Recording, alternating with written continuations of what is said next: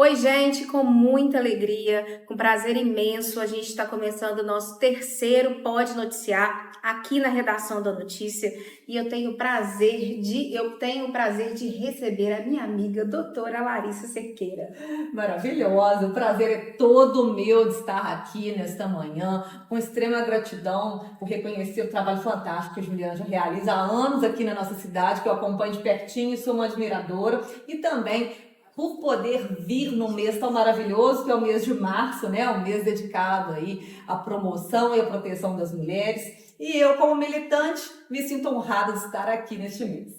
Eu quero dizer que a Larissa, o nosso envolvimento já vem de muito tempo, ainda na faculdade, então a gente conhece muito o trabalho um da outra e vai fluir muito bem essa conversa aqui, né, Larissa? Sim, vai ser um papo gostoso, cheio de energia feminina, cheia de empreendedorismo feminino, que a gente precisa também estar aí movimentando a nossa turma, né, para trazer progresso para essa mulherada.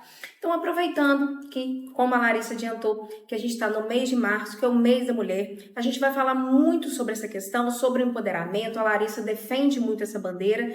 Então, a gente vai começar mais tranquilo, mas já tem algumas polêmicas aqui que a gente gosta, né, Larissa? Sim. Hoje, então, a nossa convidada é a doutora Larissa Cerqueira, advogada há 18 anos, primeira suplente de vereadora pelo Partido Progressista e uma incansável militante dos direitos das mulheres. Com uma trajetória marcada pela atuação social, Larissa já presidiu o Conselho da Pessoa Idosa por 2 mandatos e a OAB Social durante a pandemia. Além disso, dedicou 10 anos ao Lar Ozanam como assessora jurídica e captadora de recursos, prestando também assessoria para prefeituras de Vieiras e Laranjal.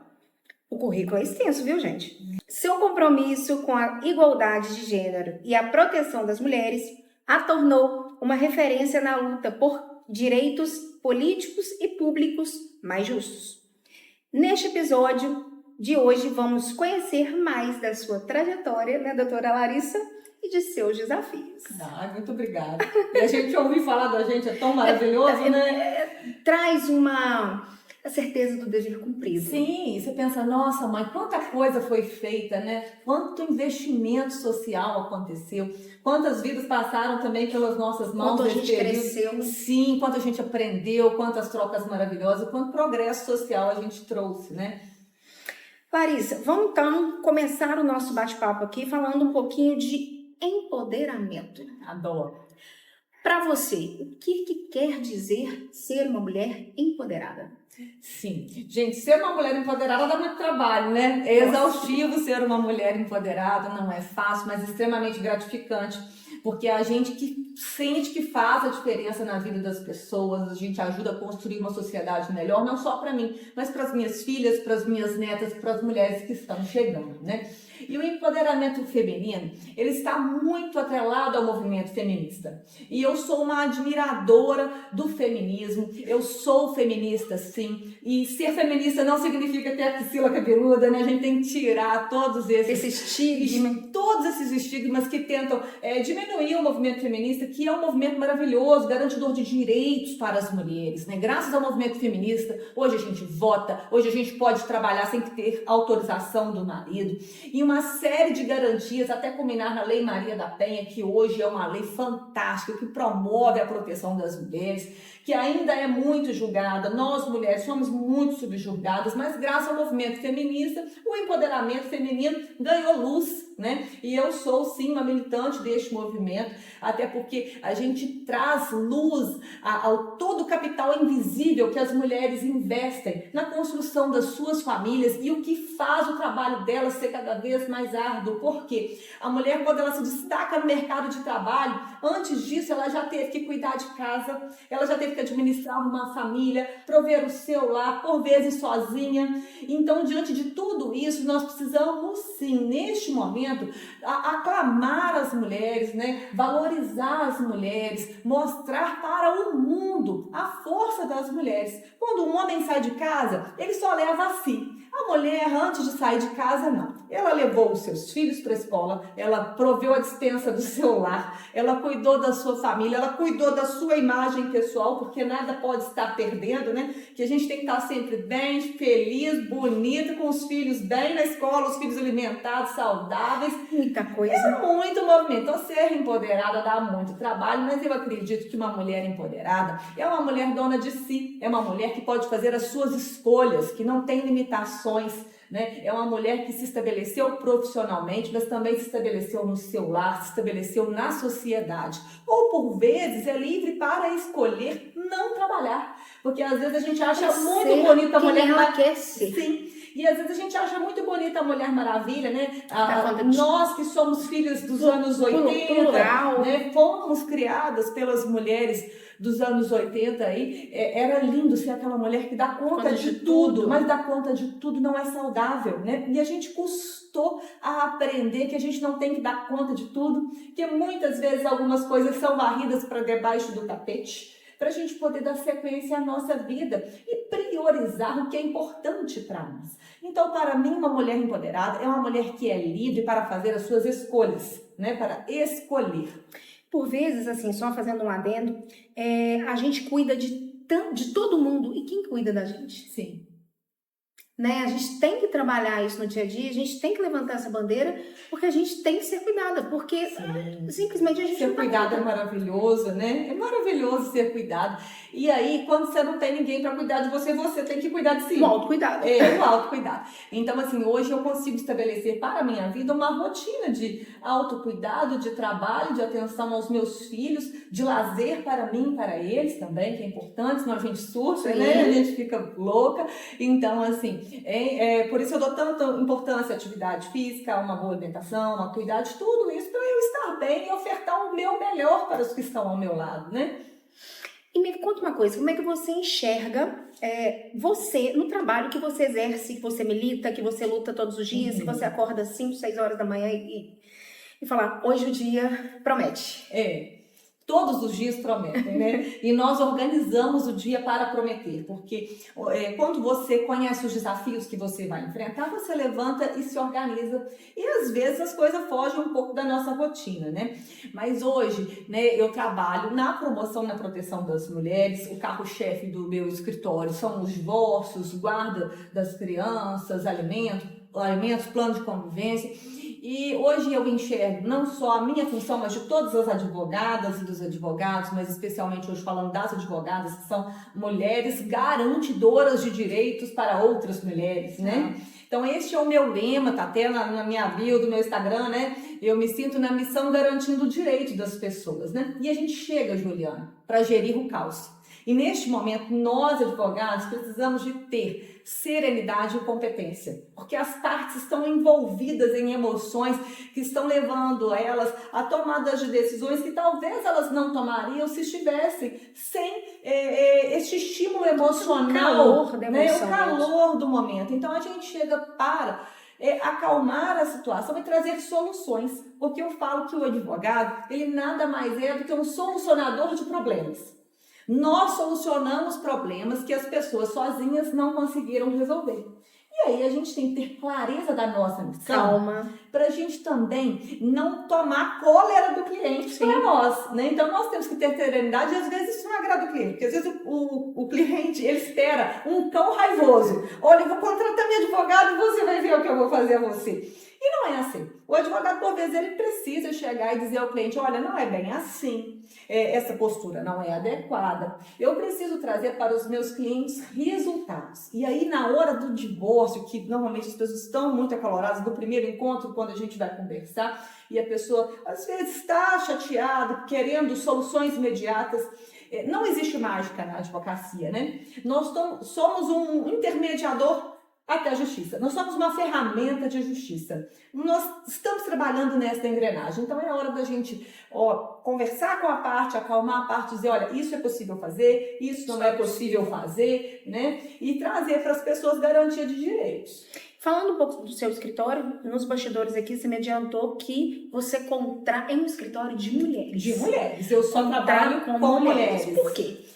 Sim, eu tenho na minha veia uma valorização feminina que vem desde a minha mãe, né? Minha mãe é uma mulher que é professora e criou a gente assim com muito empenho, com muito afinco, e eu tenho muita admiração por tudo que ela fez, e ela construiu 3 seres humanos, né? Que sou eu e mais 2 irmãos, graças a Que eu Deus. os conheço e posso afirmar que são pessoas de... muito maravilhoso você ver que um filho deu certo, né? Graças E a é Deus. isso que eu hoje luto para a construção dos meus filhos, fazer seres humanos aptos a ser cidadãos de bem, justos, íntegros, né? E essa é a nossa missão enquanto mulher, criar filhos justos, íntegros, né? As mães, no caso, né?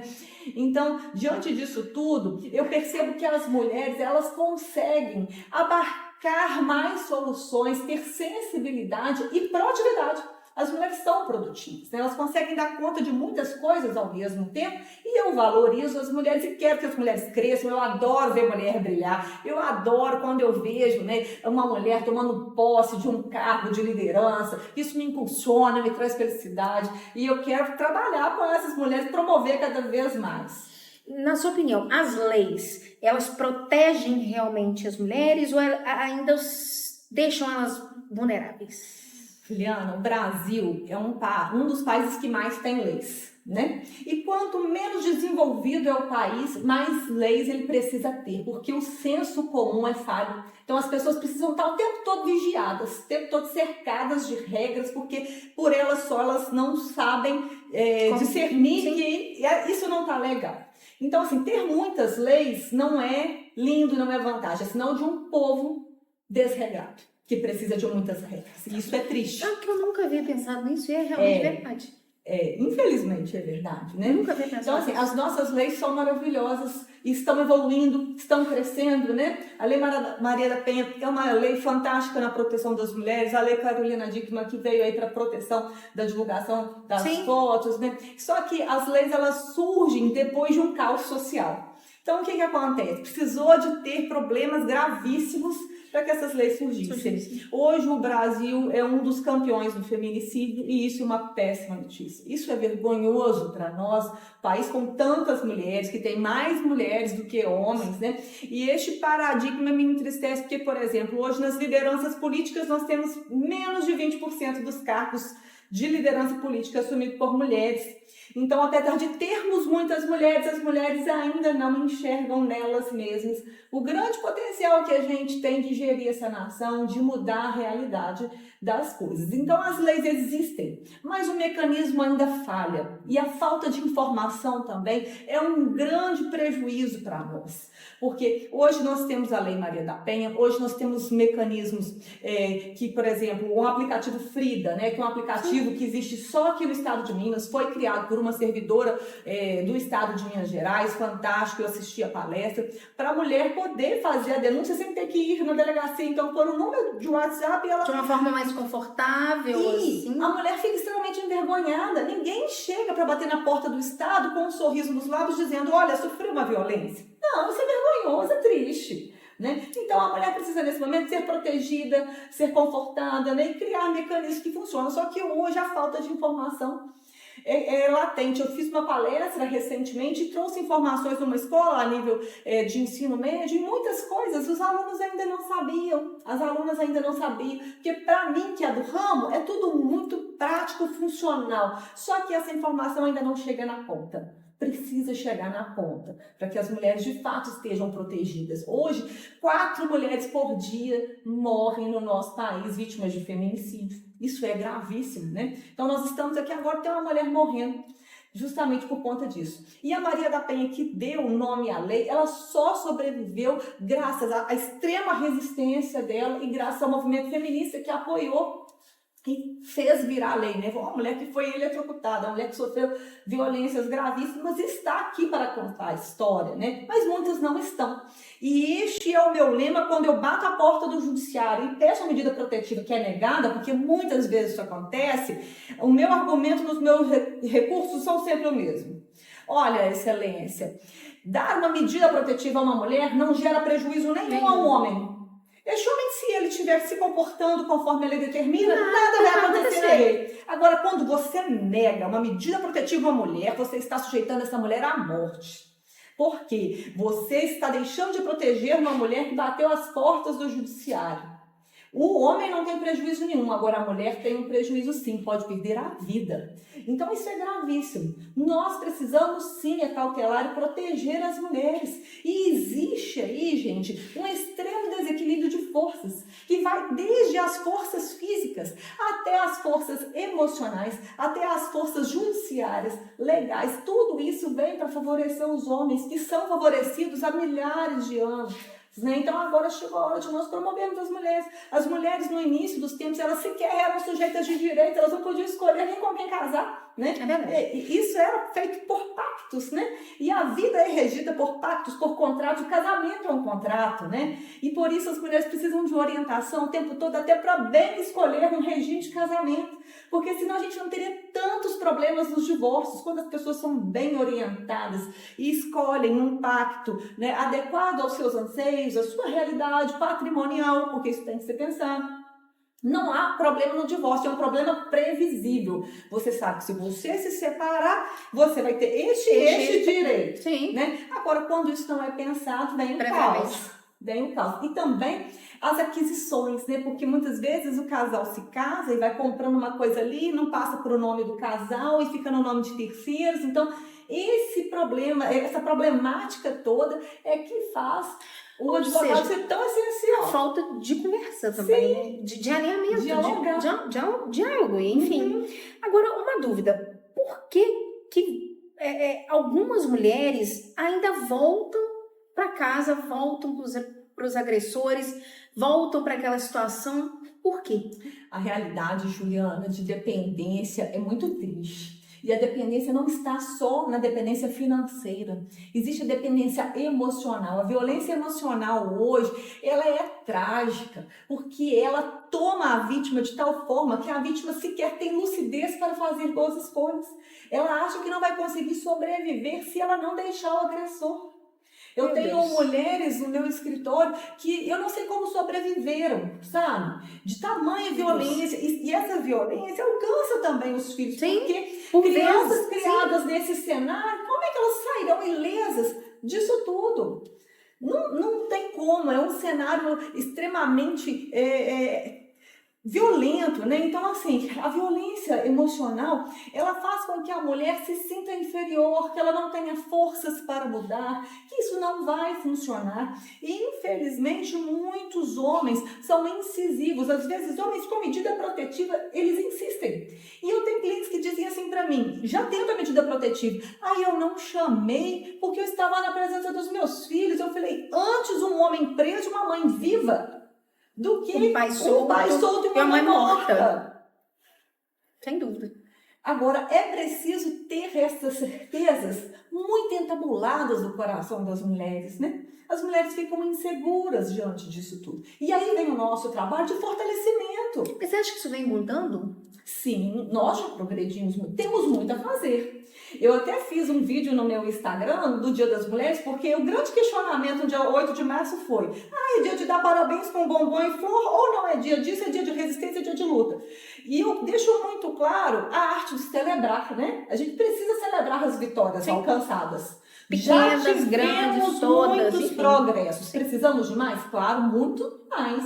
As mulheres ainda enfrentam um grande desequilíbrio na igualdade de gênero no mercado de trabalho. As mulheres ainda, na maior parte, ganham muito menos do que os homens realizando as mesmas funções, e isso é muito feio para nós. Um país, né, em crescimento, um país em desenvolvimento, nós aí nessa militância, e por isso é tão importante nós ofertarmos oportunidades às mulheres, para que as mulheres possam se estabelecer no mercado de trabalho, nas lideranças dos cargos políticos, e assim, como as mulheres ainda enfrentam preconceito simplesmente por serem mulheres. Aí eu não vou colocar uma mulher num cargo de gestão porque ela tem filhos, ela pode deixar o cargo porque um filho passou mal. Eu não vou colocar uma mulher porque ela está sujeita aos hormônios e pode tomar decisões que não serão favoráveis para a minha empresa. Eu não vou contratar uma mulher porque ela pode engravidar. Como isso é latente. Como isso é latente, principalmente na indústria. A gente todos os dias. E a gente já sofreu muito preconceito por ser demais. Juliana, nossa, como eu assim, a ponto de me estabelecer na minha profissão. Demais. Eu amo a advocacia e eu me sinto muito feliz na minha missão enquanto advogada, especialmente defendendo mulheres. Eu amo defender mulheres, essa é a minha missão. Mas como a gente já enfrentou preconceito? De todas as formas. E se você for bonita, é pior.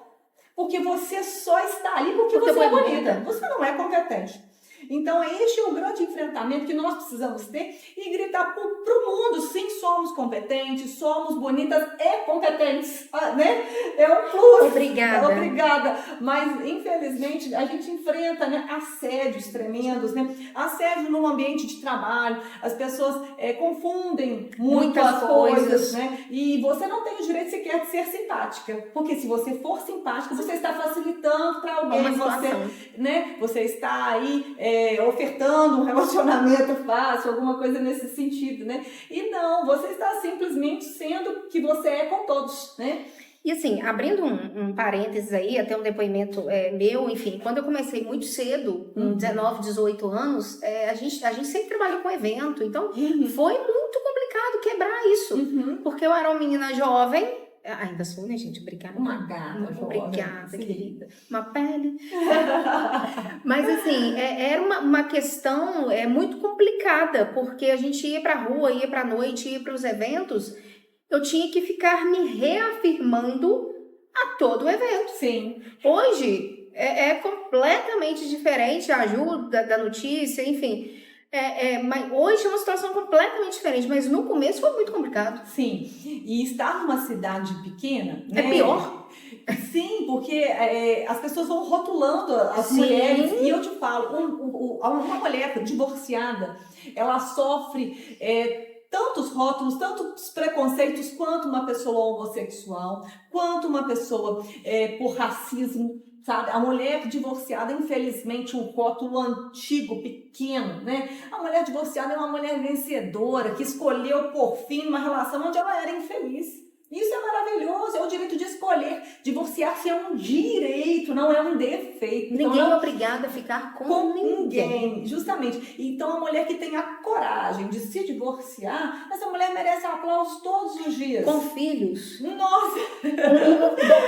Dobrado. E aí vem, né, os homens também, que ainda tem alguns homens, claro que não são todos, que temos homens maravilhosos por aí. Eu tenho, né, a felicidade de ter muitos homens maravilhosos, como meus irmãos ao meu lado, são pessoas que eu admiro muito, homens que estão, que convivem comigo, que eu posso admirar, que têm uma postura diferente de tudo isso, né, que tem um olhar diferente para as mulheres, mas ainda tem alguns, né, que acreditam que uma mulher divorciada merece rótulos ruins.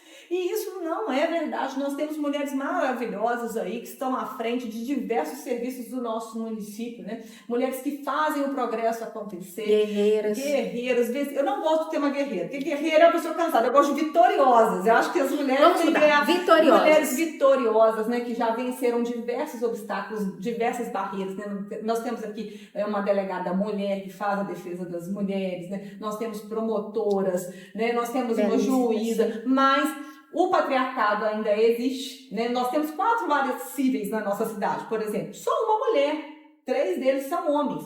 E cada pessoa, né, cada julgador, ele traz consigo as suas experiências pessoais ao julgar um caso, né?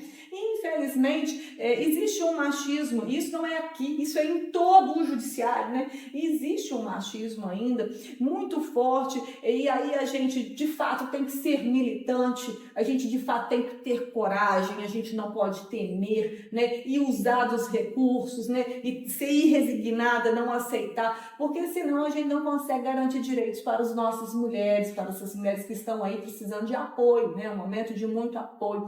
E até assim, quando a gente fala de estabelecer uma pensão justa aos filhos, né? Como isso oferta dignidade para uma família. Porque quando há um rompimento conjugal, os sentimentos se misturam, né? Às vezes a raiva que um par tem do outro alcança os filhos, e isso não pode acontecer. Na maioria das vezes, infelizmente. Infelizmente, né? Então nós vamos trabalhar na militância de garantia de direitos. Agora, não há como obrigar a amar, né? Não Não há como obrigar alguém a amar os filhos.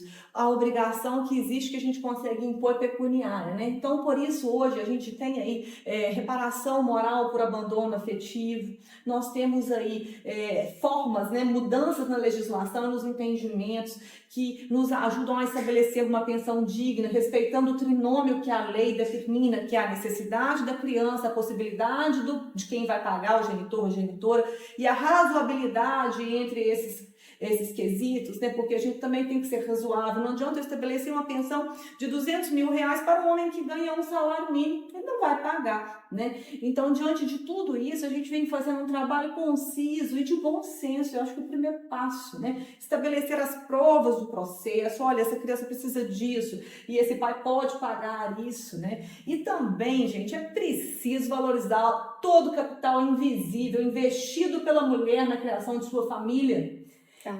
Sabe, porque todas aí que estão, né, na criação de seus filhos sabem que uma criança bem, feliz, saudável requer investimento de tempo, investimento de recursos financeiros, né? Nós precisamos estar o tempo todo ali organizando a rotina dessa criança, dormindo com essa criança, acordando com essa criança, que é maravilhoso. Eu amo a maternidade, é um dos meus sonhos de vida, mas requer muito de nós, mulheres. E esse capital invisível, ninguém enxerga, né? Ninguém percebe. E aí, quando você estabelece uma pensão para uma criança, pensando aí numa criança que tem uma despesa de 2 salários mínimos, o pai acha justo pagar apenas um salário mínimo, porque o outro salário tem que ser pago pela mãe. Só que o tempo que essa mãe investe em buscar uma criança na escola, em ter que encerrar o expediente de trabalho mais cedo, porque ela tem que estar na porta da escola, porque se ela não buscar essa criança, quem vai buscar essa criança? Quem vai fazer o dever da escola? Quem vai fazer o dever? Quem vai levar? Vai alimentar essa criança? Quem vai ofertar para ela princípios de vida, né, religiosos, educacionais, tudo isso, vai levar no catecismo, né, porque todo esse trabalho tem que ser feito, né, e para a gente construir um ser humano de bem, requer muito de nós, e isso precisa ser valorizado, e essa é a minha grande luta, de trazer para o judiciário, que hoje também, CNJ tem trabalhado muito nisso, né, hoje nós temos um protocolo com julgamento sobre perspectiva de gênero, né, que olha para as mulheres com um olhar mais generoso, que trabalha também para combater os preconceitos, a violência processual, que tem sido um tema muito em alta, né, quando a outra parte tenta usar medidas, ferramentas jurídicas para castigar o outro, por exemplo, uma alienação parental mentirosa, que mais tem na judicialização aí do direito de família, né? E aí a gente sujeita essa família à perícia técnica pelo setor de psicologia, pelo serviço social, e apura-se que não há traços de alienação parental. Só que nesse meio tempo você percebe que essa mãe ficou extremamente cansada, estressada, levando essa criança para provar o óbvio, que ela dá o seu melhor na criação do seu filho. Então isso é uma violência processual que está muito em alta, né? Então, assim, se eu for falar para você de proteção das mulheres, eu fico aqui a tarde toda conversando com você, porque nós temos aí, né, os crimes da internet, que hoje sujeitam as mulheres a situações vexatórias extremas, mas que tem punição, e eu tô adorando ver isso, a violência psicológica também, que prende, que dá ensejo a medida protetiva, tanto quanto uma violência física, né? Então, ver esses progressos é motivo de celebração para mim. Eu preciso de sim, eu não posso ser pessimista. Apesar de ser mulher, de ver todas as nossas lutas, de lutar diariamente para garantir os direitos das mulheres, eu não sou pessimista, eu sou uma mulher otimista. E digo que as dores dos processos que eu enfrento não amargam o meu coração, porque eu sou uma pessoa muito apaixonada pela vida, pelas mulheres, muito feliz, né? E gosto de ver todo esse progresso acontecendo, e acho que muito vai ser feito ainda pelas mulheres. E eu quero estar lá, trabalhando para isso e aplaudindo aquelas que chegaram antes de mim, né? Em resumo, então, a gente pode dizer que, em certos casos, o divórcio pode ser uma libertação para a mulher. O divórcio é solução. Ninguém que busca o divórcio está num relacionamento feliz, porque relacionamento feliz não seja divórcio. Todo casamento pode passar por crise, não só casamento, todas as relações humanas passam por crise. Relações de amizade, relações entre mãe e filho, relações de trabalho, todas as relações estão sujeitas a crises, porque não somos perfeitos, né? Perfeito é Jesus Cristo, e ainda assim foi muito julgado, né? Imagine nós que somos mortais. Mas não enseja um divórcio. Agora, quando a pessoa busca um profissional, um advogado, olha, eu quero me divorciar, é porque já tentou de diversas formas e viu que não tem jeito. E o divórcio vem para garantir direitos, para dar liberdade e dignidade às partes para seguirem as suas vidas, né? É direito constitucional nosso ser livre, fazer nossas escolhas. Então, por que nós vamos nos amarrar a relações infelizes? Né? E isso para mim é um grande embate, porque eu sou cristã, sou católica, praticante, e as pessoas falam assim, mas você é tão católica e defensora do divórcio? Eu digo assim, eu sou defensora da felicidade. Por quê? Eu não acho que ninguém é feliz vivendo num casamento de aparências. Na verdade, vivendo de uma forma que não lhe faz feliz, que não lhe agrada. E às vezes sujeita a família toda à infelicidade. Sim. Porque filhos vendo um casal se violentar, ele não é feliz e cresce cheio de sequelas e traumas que você vai ter que tratar no futuro. Exato. Então, quando você faz um divórcio, um casamento mais jovem, isso é fantástico, porque você já cria filhos com uma outra cabeça, pensando diferente. Só que assim, nós estamos, na atualidade, Juliana, num movimento muito diverso disso, sabia? Nós estamos aí no divórcio grisalho. Você já ouviu falar dessa expressão? E é o que eu mais tenho feito no meu escritório. Inclusive, li uma reportagem sobre isso essa semana. O divórcio grisalho é o divórcio de casamentos de longa data, onde as pessoas 20, já estão 30, 40 grisalhos. Sim. E eu não condeno, você sabe por quê? Que maravilhoso que essa pessoa teve essa experiência, viveu durante esse tempo, e mas teve maturidade. E pôde observar, olha, não tá legal para mim, agora eu não quero mais. E se respeitando, porque um divórcio, antes de respeitar o outro, você está se respeitando. Você falou, olha, começou a ficar de um jeito que está ofendendo a minha integridade emocional, a minha integridade física, e aqui ninguém mexe. É hora de parar. Isso significa muito amor próprio, sabe, Juliana? Divórcio significa muito amor próprio. É a hora que a pessoa percebe assim, olha, chega, até aqui foi, daqui para frente não. É o seu sagrado, né? Que isso tudo aqui é sagrado, é obra de Deus na sua vida, né? E Deus não nos fez para ser desrespeitadas, nos fez para ser amadas, dignas.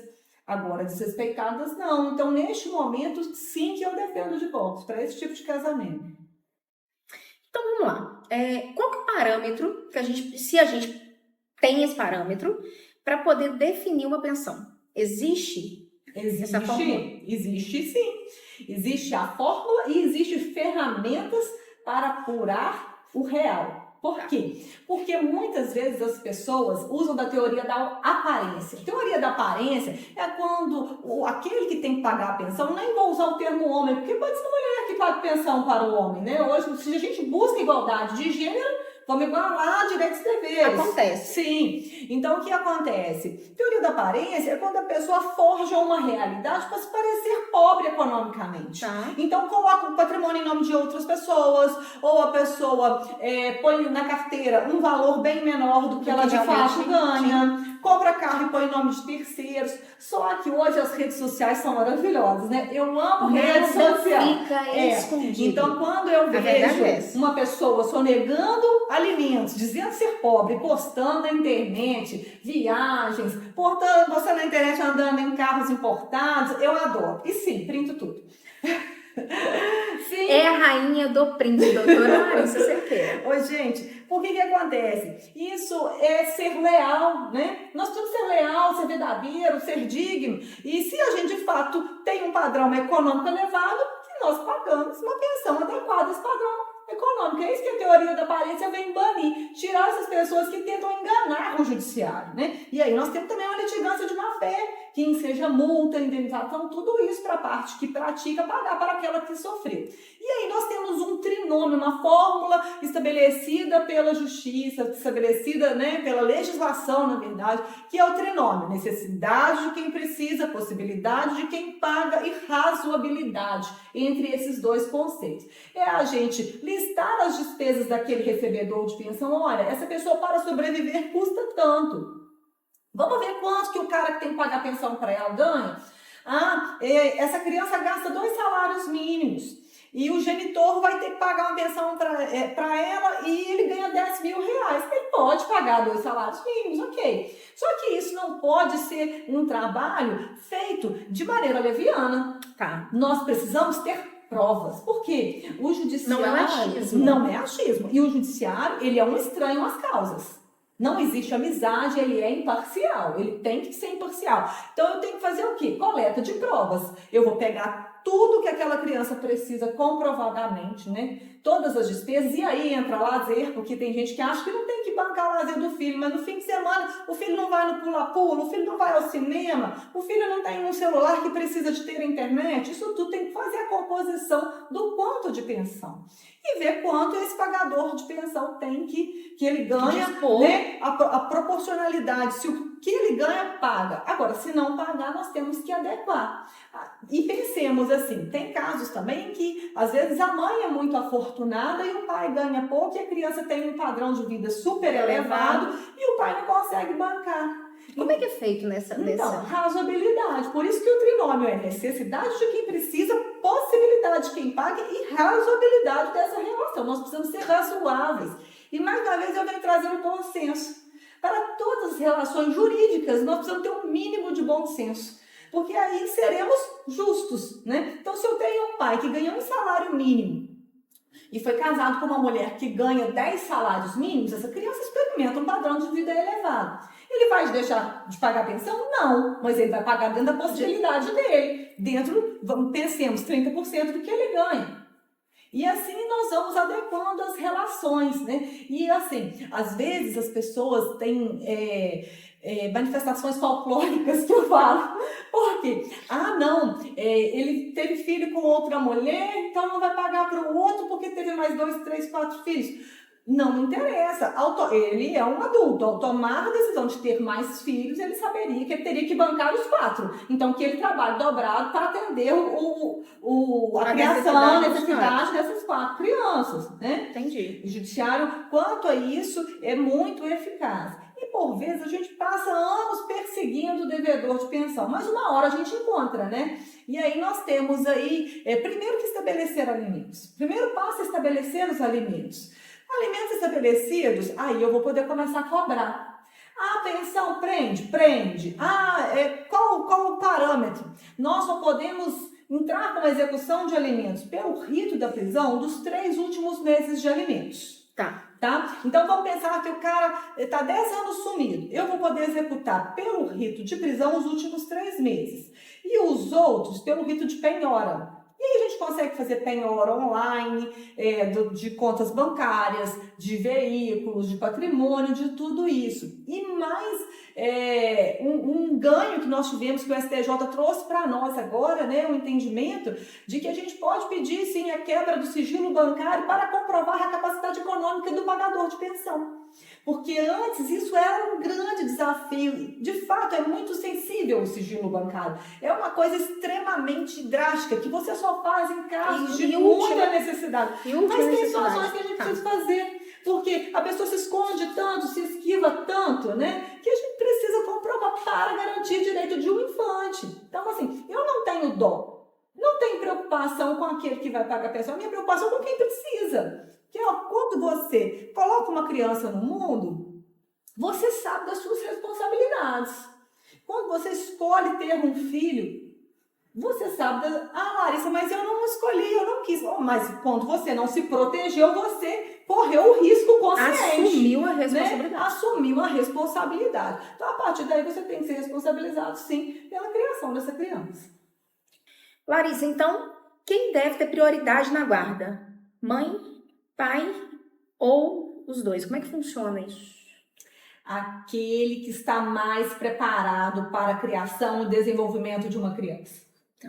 Eu não estou aqui cerrando o que é a mãe ou o que é o pai. É aquele que está disposto e pode ofertar o melhor ao seu filho. Pode ser o avô? A avó? Muitos casos são os avós, né? Em muitos casos são os avós. Eu tenho casos em que os avós foram as pessoas mais adequadas. E isso é feito com muita responsabilidade. Nós fazemos estudo psicológico, nós fazemos aí a visita, né, do serviço social, que faz o estudo do caso na casa de um, na casa de outro. Então, assim, é uma escolha muito cuidadosa. E aí eu ontem tratei no meu Instagram dos acordos, né? É tão bom quando as famílias conseguem se entender, porque ninguém conhece melhor a realidade do caso do que a própria pessoa. Nem sempre a sentença vai ser a melhor decisão. Então a gente tenta, sempre que possível, conversar com a outra parte, trazer para perto, ver se tem possibilidade de acordo ali. Agora tem casos que de fato não tem, que a gente precisa da chancela judicial. E aí, eu quero até fazer uma adenda nisso. Nós tivemos também mudanças em relação a isso, porque antes os divórcios que tinham crianças, né, só podia ser feito no judiciário. Hoje a gente pode fazer por escritura pública de cartório. Lógico que vai ter, ao fazer, vai estabelecer pensão, plano de visitação, tudo isso, né, com a chancela do Ministério Público, porque a gente tem que resguardar o interesse da criança e do adolescente, ter sempre o melhor interesse visando essas partes, a criança e o adolescente, mas são mecanismos que vêm para desafogar o judiciário e trazer respostas mais rápidas às pessoas, né? Então, essa funcionalidade também me encanta. Eu gosto de desengessar as relações, porque às vezes a gente fica anos na justiça, né? E consegue resolver de forma mais prática. Vamos lá, então, alguns pais acham que a guarda compartilhada, quando eu falo pais também, eu vou incluir pais num contexto geral, pais e mães, enfim. Acho que a guarda compartilhada diminui o valor da pensão. Não, de jeito nenhum. Mudou muito. A guarda compartilhada foi um grande desafio para nós, operadores do direito. Quando a guarda compartilhada chegou, de fato, ela virou uma ferramenta para não pagar pensão, né? Que achava-se que não tinha que pagar pensão, que a criança ficava uma semana na casa de um, uma semana na casa de outro. Mas este instituto se aprimorou. E tudo na vida é desafiador, porque quando vem a novidade, mas aí a gente vai adequar as relações sociais, como funcionam, né? E aí, hoje, a guarda compartilhada, ela estabelece um domicílio fixo para a criança, uma residência fixa para essa criança. E nós vamos compartilhar as decisões em relação a essa criança. Essa criança não tem que ficar como um nômade, uma semana aqui, uma semana ali, não. Essa criança vai ter um lar. Até porque ela tem que ter raízes. Sim, e tem que ter rotina, né? Rotina. É muito importante para a criança. Isso. E a gente hoje também tem a liberdade de criar um plano de convivência, que é a antiga visitação, adequado à realidade daquela família.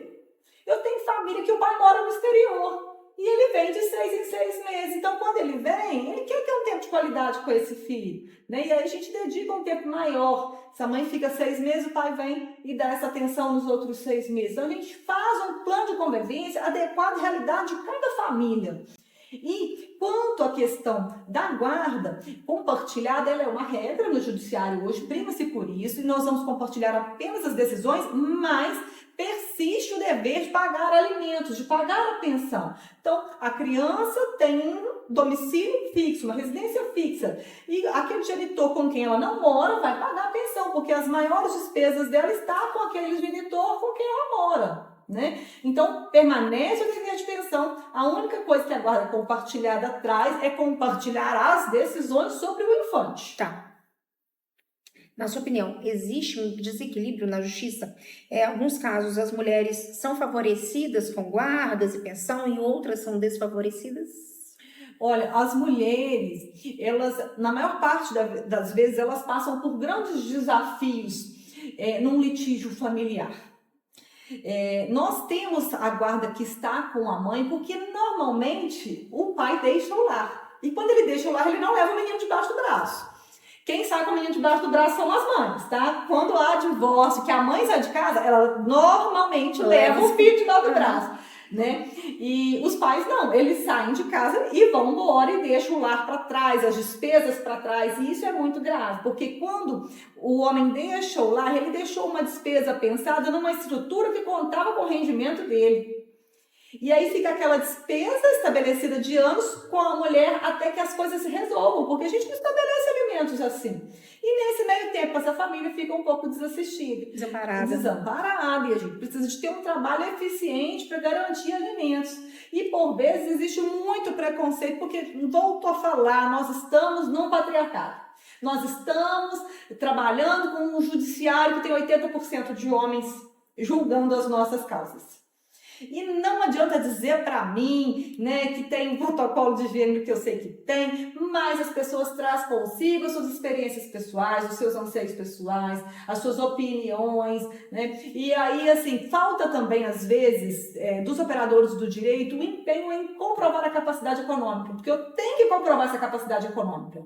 Se eu já entro com provas mostrando que esse genitor tem condições financeiras, o juiz ele não pode se negar Hoje de tá mais atender. fácil comprovar isso, até por causa das Tá redes mais sociais. fácil por conta das redes sociais e das ferramentas que a própria justiça tem nos ofertado para isso, né? A gente consegue fazer pesquisa pelo Infojude, a gente requer ao judiciário, o juiz faz a pesquisa, então aponta para mim, né? Se essa pessoa tem veículos no nome, Tem empresas, patrimônio, empresa, tudo isso a gente consegue captar. Entendi. Então, assim, a gente consegue fazer um trabalho seguro, mas não é fácil. E por vezes, porque quando é um casamento de algum tempo, existe uma relação de confiança muito estabelecida. Sim. Vindo também de uma família machista, onde o homem controla os gastos, onde o homem controla as negociatas, onde ele compra, ele vende. E ele, às vezes a mulher não tem nem documento da casa que ela mora. Então, nós temos que fazer essa busca. Aí a gente vai no cartório de registro de imóveis, pede uma busca. Então, é um trabalho, é um garimpo que você precisa fazer de informações para garantir direitos para essa mulher, para essas crianças.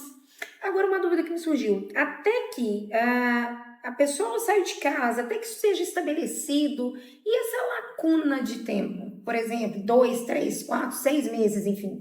Como é que isso é feito?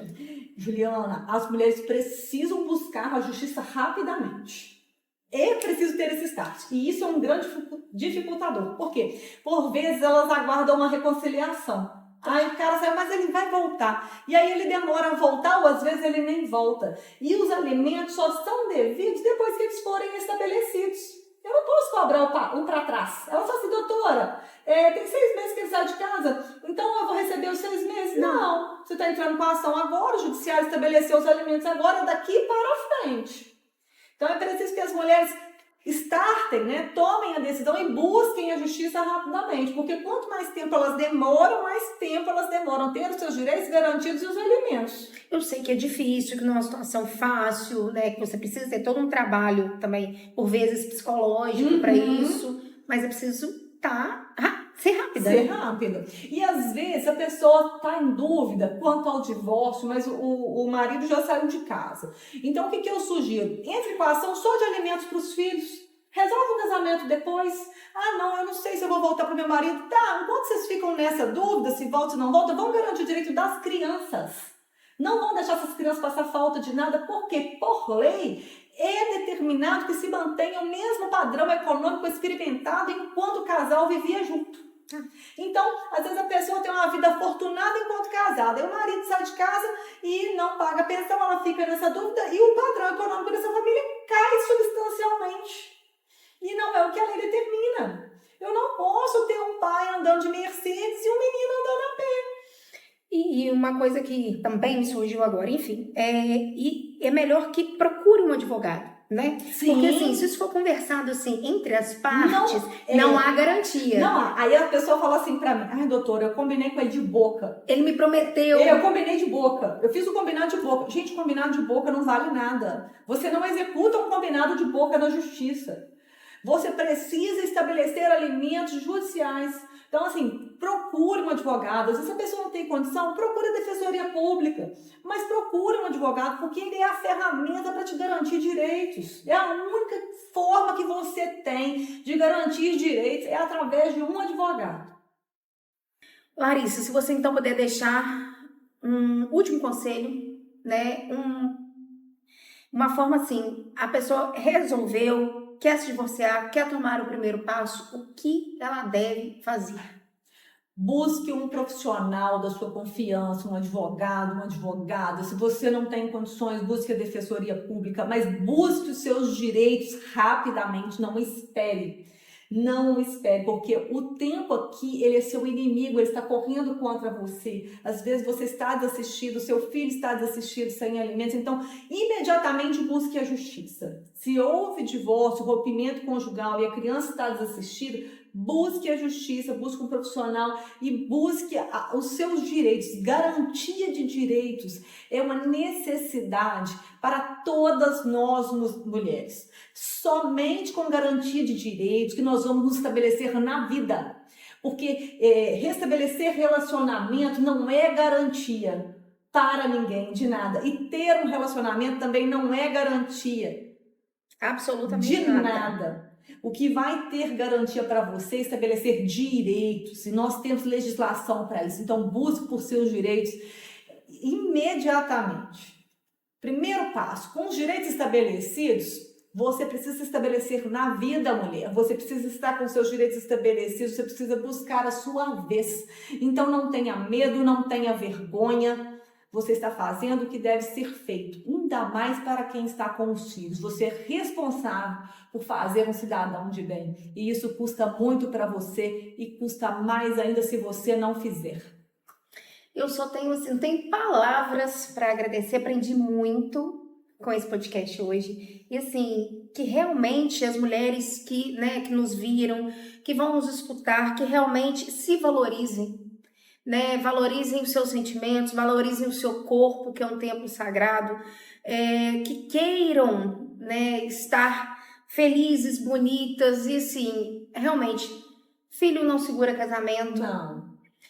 Casa não segura casamento, então assim, estejam e sejam felizes. Muito obrigada por me ensinar muito, por valorizar nossas mulheres. Muito obrigada mesmo pelo trabalho que você faz. Eu fico emocionada. Eu também estou extremamente agradecida, Juliana. Muito obrigada pelo convite, por você me enxergar com essa força militante feminina, que é tão importante para mim. É tão bonito ver as mulheres crescendo, ver você crescendo, porque eu acompanhei juntas, né? E isso é lindo demais, porque a gente vem de uma realidade tão pequena, Sim. né? Eu falo muito por mim, eu sou aluna de escola pública, né? Estudei com muita dificuldade, estudei com FIES, sou aluna e quis de fato fazer a diferença. Tinha tudo para dar errado e deu muito certo e vai dar ainda mais. E o que vocês precisarem de mim, eu estou à disposição com a minha militância, com as minhas palestras. Eu tenho muito prazer em falar com as pessoas, em levar informação para as pessoas, porque eu acho que é a minha contribuição para a construção de uma sociedade melhor. Muito obrigada. Obrigada, querida. Muito obrigada. Amém. Maravilhosa. Muito obrigada. Beijo para todos. Até o próximo podcast. A gente vai estar sempre trazendo aqui muita informação, muito assunto bacana, causas polêmicas, causas, enfim, que a gente realmente acredita. Muito obrigada e até o próximo Pode Noticiar.